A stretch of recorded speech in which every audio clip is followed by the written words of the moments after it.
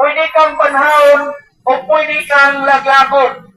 Kung ikaw nagidulsol sa imong mga sala karon, ikaw makaangkon sa ginatawag na pagbanhaw, kay ikaw luwason sa Ginoo, na ikaw dili na mayampog sa ginatawag na imperno. Bisag kung sa limong kadakop sa lahi kalayson, kung ikaw maghidulsol kaya ikaw makaangkon ka sa pagpasaylo sa Ginoo. Kay kalayson, kung inyong hinumduman ang istorya sa Bible, atas ay kalayson, na bilansang si Kristo Jesus niya sa tunga, sa duha ka turisanong kawatan ay kalayson. Diya si Kristo sa tunga, ang usa nag-BPI, o ang usa nag-inusol o miingon sa higalayson. Jesus, sa imong pag-ato sa imong paraiso, ayaw ko kalimti. O si Kristo Jesus higalayson, mitubag kaniya ang miingon. Karon palanggaan, kuyog ka na nako sa akong paraiso. Higalayson, wala kini makasimba ng mga tawana.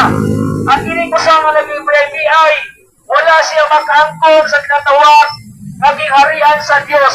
Wala siya makakuyog sa paraiso sa Ginoo. Kaya nga naman higalayson, iyang ininay ang manluluwas na mga si Kristo o siya nagabugal-bugal. Kung muli higalayson sa imong kinabuhi karon, kung magkabati ka sa pulong sa Ginoo, dili ka magkatawa, dili ka magabugal-bugal. Sa higalayson, ang imperno nagapaabot sa imo, na nagilaab ang linaw ng kalayo, o ikaw, pag-ato sa tumang kasakit dito. Karon pwede pala pagmalipayon ka higalayson. Pwede imong pagayabiran ang nagawali sa pulong sa Ginoo. Pwede mo katawa ka. Anong usa may lang kinahimo magsige man sila gwali.